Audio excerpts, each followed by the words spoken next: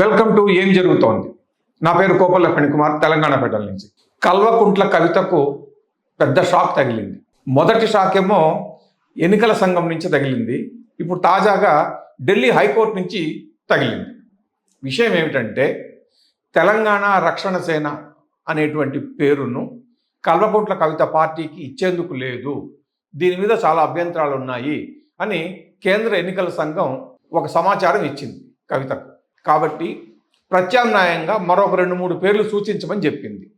అయితే కల్వకుంట్ల కవిత ఏం చేశారంటే, తనకు టీఆర్ఎస్ తెలంగాణ రక్షణ సేన అన్న పేరే కావాలని, ఇది గనక ఎలక్షన్ కమిషన్ ఇవ్వకపోతే కమిషన్కి వ్యతిరేకంగా న్యాయ పోరాటం చేస్తానని చాలా పెద్ద ప్రకటన చేశారు. అన్నట్లుగానే ఢిల్లీ హైకోర్టులో ఓ పిటిషన్ దాఖలు చేశారు. సో మంగళవారం ఈ పిటిషన్ మీద విచారణ జరిగింది. ఆ సందర్భంగా కొద్దిగా హైకోర్టు కవిత తరపు లాయర్ను వాయించిందనే చెప్పాలి. చివాట్లు పెట్టడము, లేకపోతే సున్నితంగా మందలించడం, ఇట్లాంటి ఏమన్నా మనం చెప్పుకోవచ్చు. ఎందుకంటే ఎలక్షన్ కమిషన్ను కవితకు నోటీస్ ఇచ్చి టీఆర్ఎస్ అనే పేరు ఇవ్వడం సాధ్యం కాదు, దీని మీద ఏదైనా అభ్యంతరాలు ఉన్నా లేదా ప్రత్యామ్నాయాలుగా ఇంకొక 2-3 పేర్లు సూచించమని చెప్పినప్పుడు కవిత పెద్దగా స్పందించలేదు. మళ్ళీ రెండోసారి నోటీసులు ఇచ్చినప్పుడు సమాధానం చెప్పలేదు. చెప్పకుండా కోర్టుకు వెళ్తాము, న్యాయ పోరాటం చేస్తామని చెప్పింది. న్యాయ పోరాటం మొదలుపెట్టింది. హైకోర్టు ఏం చెప్పింది? ఇప్పుడు ఇవన్నిటిని కూడా దృష్టిలో పెట్టుకొని ఎన్నికల సంఘం విధుల్లో జోక్యం చేసుకునేందుకు లేదు, మేము జోక్యం చేసుకోము అని స్పష్టంగా చెప్పేసింది. మీరు వెళ్ళి, అంటే కవిత వెళ్ళి ఎలక్షన్ కమిషన్ దగ్గర వ్యక్తిగతంగా హాజరై తనకున్న అభ్యంతరాలు ఏమో చెబితే ఎన్నికల సంఘం దాన్ని పరిగణలోకి తీసుకుంటే అప్పుడు ఏమి నిర్ణయం తీసుకోవాలో అప్పుడు అది నిర్ణయం తీసుకుంటుంది. ఆ నిర్ణయానికి అంగీకరించాల్సిందే అని అన్నట్లుగా కవితకు ఒక సూచన చేసింది. ఎందుకంటే ఎన్నికల సంఘం కూడా రాజ్యాంగబద్ధంగా ఏర్పడినటువంటి సంస్థ. పార్టీల పేర్లు, ఈ మార్పిళ్ళు, ఇట్లాంటివన్నీ కూడా గుర్తింపు, రిజిస్ట్రేషన్లు, ఇవన్నీ కూడా ఎన్నికల సంఘం చూసుకుంటుంది.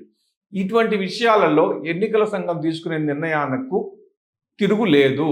వీటిని ఎవరు కూడా ఛాలెంజ్ చేయలేరు. ఎందుకంటే ఒకసారి కనుక ఎవరినైనా పిటిషనర్ను అనుమతిస్తే సవాల్ చేయడానికి, అభ్యంతరాలు చెప్పడానికి, ఇట్లా రకరకాలుగా కనుక అనుమతిస్తే ఇక ఎన్నికల సంఘం తన పని తాను చేసుకోలేదు ఎప్పటికీ కూడా.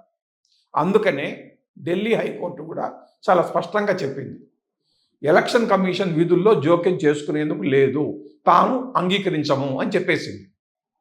కాబట్టి కవిత వెళ్ళి ఎలక్షన్ కమిషన్ దగ్గర తన వాదన వినిపించడానికి వ్యక్తిగతంగా ఒక వారం రోజులు సమయం ఇచ్చింది.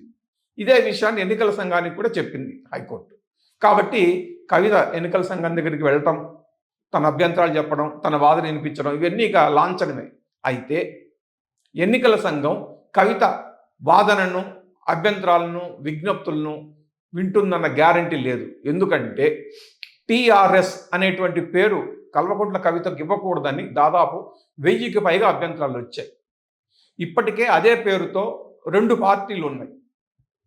పూర్తిగా తీసుకుంటేనేమో తెలంగాణ రక్షణ సేన అని వస్తుంది, కానీ క్లుప్తంగా తీసుకుంటే ఇనిషియల్స్ పరంగా చూస్తే టీఆర్ఎస్.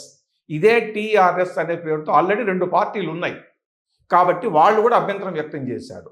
సో ఏ కోణంలో చూసినా కూడా కల్వకుంట్ల కవితకు టీఆర్ఎస్ అనే పేరు పార్టీకి దక్కేది దాదాపు అనుమానమే అని తేలిపోయింది. మరి ఇప్పుడు ఏమిటి చేయాలి? వేరే పేరు ఏదో చూసుకోవాలి. మరి ఏం చూసుకుంటుందంటే, ఇక దాంట్లో తెలంగాణ అనే పదం వస్తుందా, రాదా, మరి ఇంకేదన్నా పేరు చూసుకుంటుందా, లేకపోతే గతంలోనే ఉన్నటువంటి తెలంగాణ జాగృతిని రాజకీయ పార్టీగా మార్చుకుంటుందా? ఇవన్నీ కూడా ప్రస్తుతానికి సస్పెన్స్ అనే చెప్పాలి. ఈ వారం రోజుల్లో కల్వకుంట్ల కవిత ఎలక్షన్ కమిషన్ ముందుకు వెళ్ళి తన అభ్యంతరాలు, అభ్యర్థనలు, విజ్ఞప్తులు, అభిప్రాయాలు ఏం చెప్పుకుంటారు, ఎలక్షన్ కమిషన్ ఏ విధంగా స్పందిస్తుంది అనేది చూడాలి. Thank you.